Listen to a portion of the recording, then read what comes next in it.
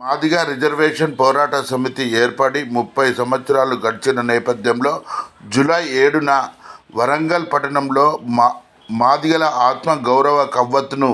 నిర్వహించడం జరుగుతుందని ఎంఆర్పిఎస్ జిల్లా అధ్యక్షుడు యాదగిరి తెలిపారు.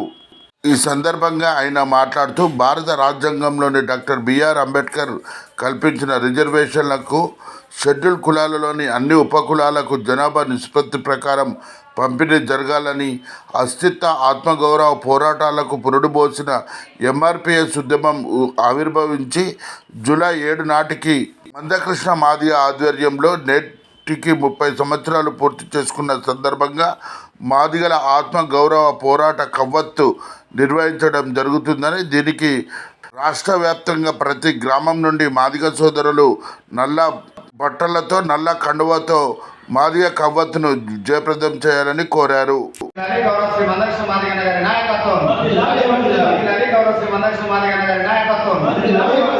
మరి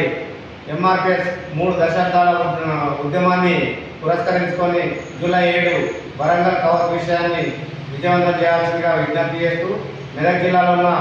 అన్ని మండలాల నుంచి 3 డివిజన్లుగా వర్గీకరించడం జరిగింది. 3 డివిజన్లలో అన్ని మండలాల కమిటీలను పునర్నిర్మాణం చేసి అన్ని మండలాలకు ఇన్ఛార్జీలను ప్రకటన చేయడం జరిగింది. కాబట్టి మరి ఎవరి పనిలో వాళ్ళు ఉండి క్షణం ఆలస్యం చేయకుండా మరి మన ఉద్యమాన్ని ఇన్ని రోజులు కష్టపడి ఉద్యమం చేసినాం కాబట్టి ఇప్పుడు చివరి దశలో ఉన్నది కాబట్టి దాన్ని వరంగల్ జూలై 7 వరంగల్లో జరిగే కవత్తును విజయవంతం చేయాలని చెప్పి మరి మెదక్ జిల్లా తరఫున